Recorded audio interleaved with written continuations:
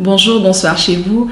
C'est l'heure à laquelle vous suivez ce programme. Je rends grâce à Dieu qui rend possible ce moment, qui me permet de tenir ma promesse, donc de revenir vers vous pour vous faire part de la seconde partie de mon témoignage, de comment est-ce que je suis devenue enfant de Dieu. Et la dernière fois, je vous ai dit que j'ai reçu Jésus en espérant qu'il restaure le mariage de mes parents, qu'il restaure ma famille. Et lorsque Christ m'a été présenté, il m'a été dit vraiment ce que je recevais comme avantage en devenant enfant de Dieu. Donc les avantages de la croix, que je devenais enfant de Dieu, que mes péchés seraient pardonnés, que je devenais une nouvelle créature. Mais lorsque je fais une introspection profonde, en tout cas à l'époque, ma conversion était plus alimentée par des attentes personnelles. Parce que j'attendais de Dieu que par ce que Jésus avait déjà accompli pour moi sur la croix. Donc je voulais que Dieu restaure mes parents et c'était plus sur ça qu'était basée ma foi que sur la personne de Christ. Et lorsque j'entends les témoignages des conversions au milieu des enfants de Dieu, si je peux me permettre en tout cas, permettez-moi de les subdiviser en deux catégories. Il y a une catégorie des personnes qui sont venues à Christ sincèrement, sans attendre à autre chose que recevoir ce salut, que recevoir le pardon de Dieu, que recevoir cette vie éternelle, vraiment devenir enfant de Dieu, une nouvelle personne, changer de vie. Il y a aussi cette autre catégorie de personnes dans laquelle je fais partie, des personnes qui étaient attirées à Christ par des attentes personnelles. Donc des personnes dont des besoins personnels ont emmené à Jésus. Donc je peux dire des personnes dont la conversion a été enclenchée par un autre réacteur que par l'amour de Dieu. Donc, à la recherche d'un mari, à la recherche d'une guérison, d'un miracle, d'une bénédiction, nous nous sommes retrouvés en Jésus-Christ. Et lorsqu'on reçoit Jésus, lorsque ces cœurs reçoivent Jésus dans ces circonstances, officiellement, ils le reçoivent elles le reçoivent plutôt, ces personnes reçoivent Jésus comme Seigneur et Sauveur pour devenir enfant de Dieu. C'est ce qui est dit tout haut. Mais de manière sous-jacente, tout au fond de notre cœur, nous avons des attentes personnelles. En tout cas, moi dans mon cas, il me suffit de penser au sujet des prières que j'avais à l'époque. Tout tournait autour de ce que je voulais. Quand j'adorais, quand j'offrais pour le Seigneur, quand je faisais des sacrifices, quand je servais le Seigneur, quand j'allais en retraite, mes sujets de prière, tout tournait autour de Seigneur, je veux que tu restaures mes parents. C'était omniprésent dans mes pensées, c'était ce que je voulais. Et c'est à cette catégorie de personnes que j'aimerais m'adresser aujourd'hui. Vous savez quoi? C'est que si vous vous trouvez sur un navire qui coule, vous vous servirez de tout ce qui est à votre disposition, du moment où cela vous permet de vous mettre en sécurité et d'arriver à bon port. Vous vous en servirez. Ce n'est qu'une fois que vous serez sur la terre ferme que vous irez évaluer les dégâts et verrez comment réparer les dommages causés. Et c'est idem à votre foi. Peu importe les raisons qui vous ont mené à Christ, peu importe les attentes ou les motivations qui vous ont poussé à donner votre vie à Jésus, du moment où cela vous a permis de passer de la mort à la vie, du moment où cela vous a permis de devenir enfant de Dieu, de recevoir la vie éternelle, et gloire à Dieu. Nous disons gloire au Seigneur. Parce que le plus important, c'est d'abord de devenir enfant de Dieu. C'est d'abord de quitter ce navire qui coule, ce bateau qui s'enfonce, qui se noie, ce monde qui va à la destruction. De quitter le chemin de l'enfer et de venir à Christ. Alors maintenant que vous êtes devenu enfant de Dieu, maintenant que vous êtes passé du ténèbre à la lumière et que l'Esprit de Dieu est venu habiter en vous et que vous êtes en Christ, en sûreté sur la terre ferme, c'est maintenant que vous devez travailler à réparer ce qui a été mal fait. Vous devez laisser le Saint-Esprit travailler votre cœur pour vous transformer. Il a besoin de transformer votre cœur, de changer vos motivations et de gérer vos attentes, de manière à les aligner progressivement sur le désir de Christ pour votre vie, sur la volonté de Jésus pour votre vie. Vous savez, la vie que vous avez reçue de Christ, que j'ai reçue de Christ, c'est une vie éternelle. La Bible dit ceci dans le livre de Jean, le chapitre 17, quand Jésus prie, il parle de la vie que nous avons reçue, la vie éternelle. Il dit, Seigneur, ta volonté est qui reçoivent la vie éternelle. Puis il ajoute dans le verset 3, il dit, la vie éternelle, cette vie consiste à te connaître toi, le véritable Dieu, et celui que tu as envoyé, Jésus le Christ. Donc, c'est ça la base de la vie que nous avons reçue, connaître la personne de Christ. Je ne veux pas dire ici que s'attendre au mariage, s'attendre à un miracle, à une bénédiction, n'est pas le désir de Dieu pour notre vie. C'est faux. Non, c'est pas ce que je dis. Donc, je crois que si ce que vous attendez de Dieu, c'est pour votre bonheur, Dieu est pour votre bonheur. Mais ce que je cherche plutôt à nous faire saisir ici, c'est que l'espérance qui s'attache à votre conversion, l'espérance qui s'attache à notre salut est tellement grande que croire en Dieu ou baser sa foi sur des attentes comme un miracle, une bénédiction est vraiment une grande perte de gain. Vous savez, il y a tellement de bonheur en Christ, il y a tellement de richesses dans cette nouvelle vie que nous avons reçue en Jésus, que construire sa foi seulement pour une bénédiction, pour un mariage, pour un miracle, c'est vraiment un risque qu'on ne peut pas se permettre de prendre. L'apôtre Paul dit ceci dans 1 Corinthiens 15, le verset 19. Il dit, si notre espérance en Christ, si c'est seulement dans cette vie que nous espérons en Christ, nous sommes les hommes les plus malheureux de la terre.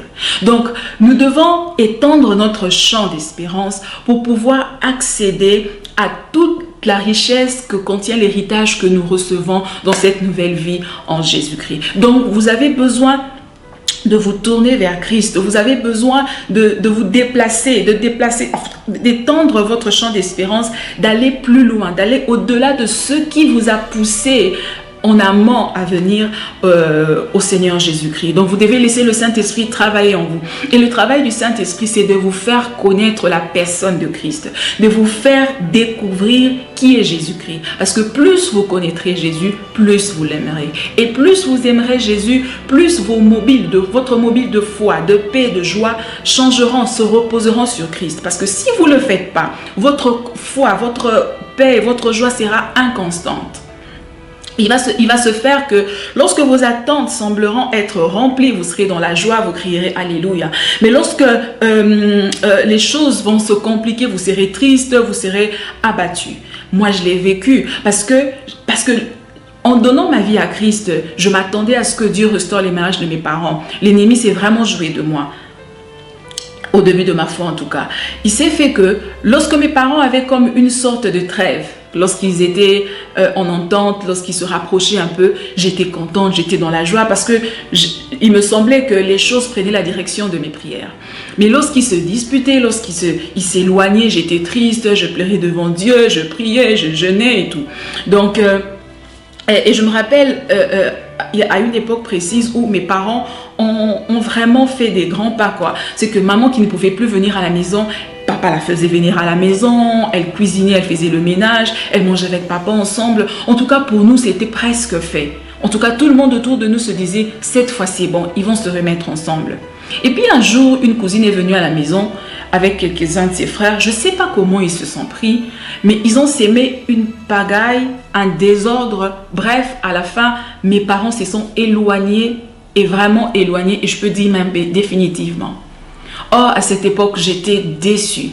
J'avais l'impression que j'étais en train de récolter et quelqu'un est venu à fouler, à renverser mon vase de bénédiction et les a foulés aux pieds. Donc j'avais l'impression que j'avais déjà eu ce que je cherchais, mais quelqu'un est venu tout détruire. Et ce sentiment de tristesse avait presque commencé à m'éloigner de Dieu. Et à cette même époque, le Seigneur m'a fait grâce d'avoir la soif de la parole. J'ai commencé à méditer la parole. Et en méditant la Bible, je suis tombée sur ce verset de la Bible dans le livre de Jean au chapitre 4, l'histoire de la femme samaritaine. C'est une femme qui n'était pas de bonne vie. Elle se rend au puits pour puiser de l'eau et là, elle rencontre Jésus.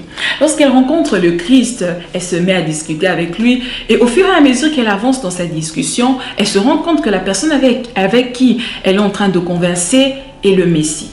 La Bible dit, elle dépose sa cruche et court dans son village, la Samarie, pour annoncer la bonne nouvelle. Mais j'aimerais qu'on lise quelques versets pour une meilleure compréhension. Donc je suis dans le livre de Jean au chapitre 4, le verset 28. Je commence là.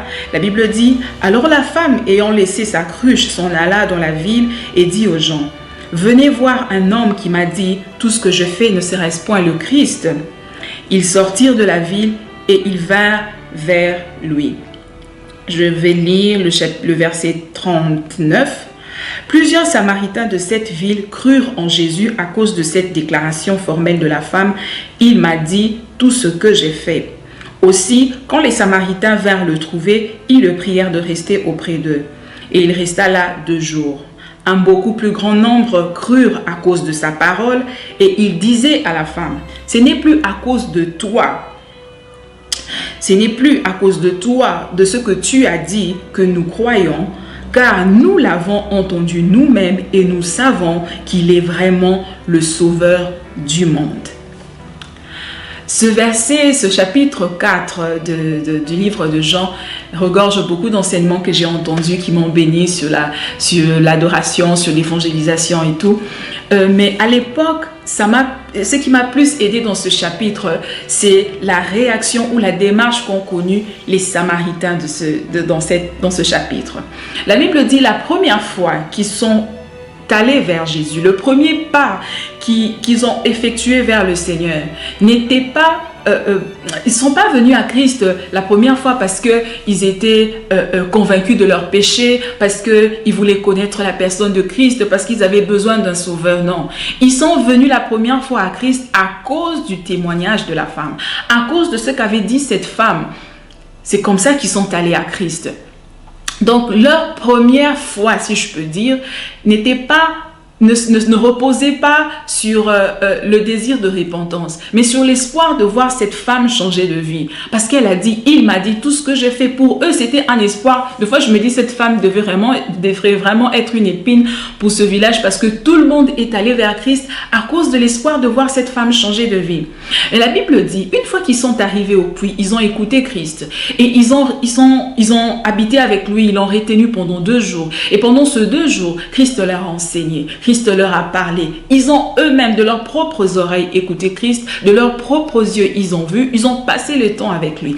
Et sur base de cette expérience personnelle qu'ils ont eue avec Christ, ces personnes se sont retournées vers cette femme pour lui dire, écoute, avant notre foi était basée sur le fait que nous t'avions écouté et que nous t'avions eu l'espoir que tu changes, je paraphrase, que nous t'avions écouté et que nous avions entendu ton témoignage. Mais maintenant, puisque nous-mêmes, nous l'avons expérimenté, puisque nous-mêmes, nous l'avons rencontré, nous avons été face à face avec lui, nous savons qui il est. Maintenant, notre foi repose sur lui. Nous savons qu'il est le Sauveur du monde. Ah, Seigneur, j'avais besoin d'entendre ces choses, j'avais besoin de comprendre ces choses. Qu'est-ce que je veux dire par là? Qu'est-ce que j'avais plutôt compris? C'est que c'est vraiment compréhensible qu'au début de votre foi, votre foi ait été enclenchée ou provoquée par des attentes personnelles, par un besoin de mariage, de bénédiction, de guérison, de miracle. Du moment où cela, surtout si cela a servi à Dieu d'appât pour vous attirer à Christ, c'est normal. Mais avec le temps, cela ne peut pas demeurer ainsi. Vous devez faire l'expérience de le connaître personnellement. Vous devez passer par ce qu'ont passé ce peuple samaritain. Avant, ils ont cru pour autre chose, mais après, ils ont eu une expérience personnelle avec lui. Ils l'ont rencontré. Ils ont été face à face avec lui. Ils ont eu le temps avec Jésus. Et cela a changé leur motif de foi, leur motif de conversion. Donc, vous devez, peu importe ce qui vous a emmené à Christ, peu importe ce que vous avez, après que vous soyez converti, après que vous ayez fait ce pas de venir à lui, vous avez besoin d'avoir une expérience personnelle avec Jésus. Vous avez besoin de le connaître. Vous avez besoin de l'écouter. Vous avez besoin d'avoir un temps personnel avec lui. Et c'est ce qui s'est passé à l'époque pour moi. Parce que j'ai commencé à voir la fin de la parole. Étudiant la parole, écoutant la parole, j'ai aussi passé beaucoup de temps en prière avec les amis du Saint-Esprit, un ministère des jeunes adolescents dans l'église de la Résurrection à Kinshasa, avec la sœur Nania Nyongoni, le frère Papi Sekokoy, Junior Bandiwila et tant d'autres encadreurs qui nous ont appris à écouter le Saint-Esprit, qui nous ont enseigné, qui nous ont permis de passer vraiment de bons moments dans la présence de Dieu, que Dieu leur bénisse. Ça m'a permis de connaître Jésus. Et plus je connaissais Christ, plus je l'aimais. Et plus je l'aimais, plus ma paix ma joie, ma foi ne reposait plus sur la situation de ma famille, de mes parents, reposait sur Christ. Il s'est fait que lorsque mes parents s'entendaient, j'étais en paix, et lorsqu'ils disputaient, j'étais abattue. Mais plus je connaissais Christ, plus ma foi était constante, plus ma paix était constante. C'est pas que j'étais pas affectée par ce qu'ils faisaient. Non, je continuais à prier pour eux, mais j'avais comme ce que la Bible dit, et la paix de Dieu qui surpasse toute intelligence gardera vos pensées dans le Seigneur. J'avais une sorte de paix que je ne contrôlais pas, que je m'efforçais pas d'avoir, mais j'avais la paix. Et plus tard, j'ai compris pourquoi. Parce que la Bible dit, Jésus-Christ est le même hier, aujourd'hui et éternellement. Donc si ma paix est posée et basée en Christ, si ma joie provient de lui, ma joie sera la même aujourd'hui, demain et après-demain, parce que Christ est constant. Les circonstances de la vie sont inconstantes. Elles sont bonnes aujourd'hui, demain elles peuvent changer à tout moment. Mais lorsque c'est en Christ que je me base, lorsque c'est sur Christ que je suis concentré, mon attention est posée sur Christ, ma paix dépend de lui. C'est un peu comme Christ dans la barque qui dort alors qu'il y a la tempête. Donc vous serez dans la paix, vous serez dans la joie. Vous avez besoin d'avoir une relation personnelle avec lui. Ce que j'aimerais vous exhorter aujourd'hui, c'est d'essayer de mettre un peu de côté les choses qui vous ont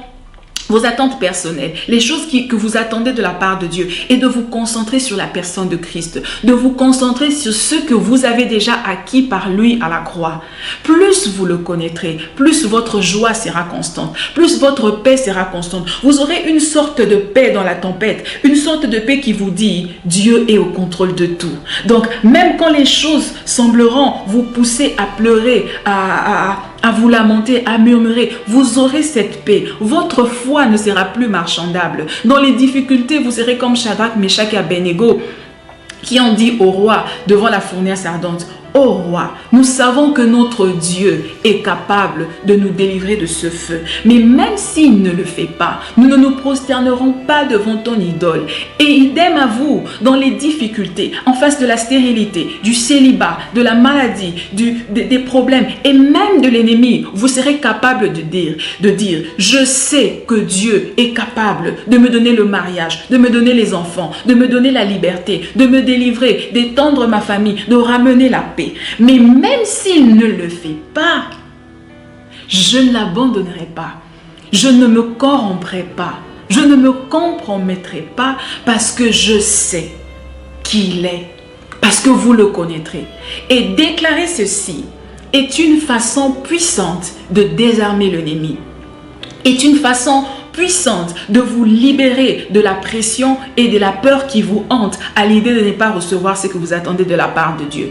Déclarer ceci n'est pas un signe d'incrédulité. Non, non, non, non, non. C'est une déclaration de foi réelle, d'un amour inconditionnel, d'une appartenance sans partage à la personne de Jésus-Christ.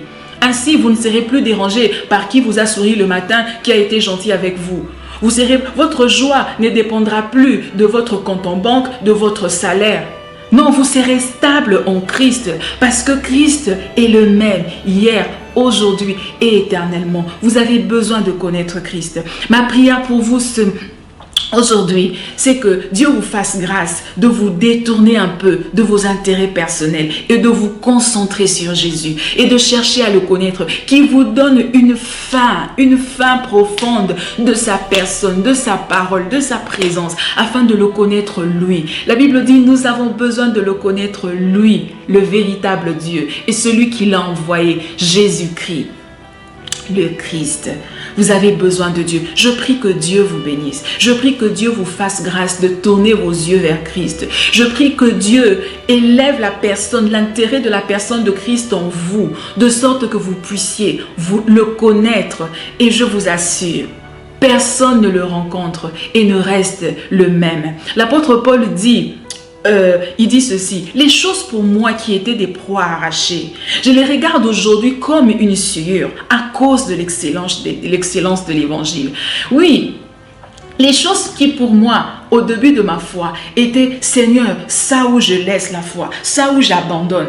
On dit ces choses parce qu'on n'a pas encore rencontré Jésus. Vous l'avez, n'est-ce pas, entendu? Peut-être pas vous, autour de vous, du moins Moi, je l'ai déjà entendu. Seigneur, cette année vraiment, si je ne vois rien, Seigneur, vraiment cette année, si je ne touche rien, dans cette situation, tu dois me prouver ta fidélité. Ce sont des choses qu'on dit plutôt par son, je ne sais pas. Mais Jésus, plus vous l'écoutez, plus vous vous approchez. Non, c'est à vivre, c'est pas à relater. Je le relate parce que c'est mon témoignage, mais je veux que vous le connaissiez. Je veux que vous l'expérimentez et c'est ma prière pour vous dans le nom de Jésus.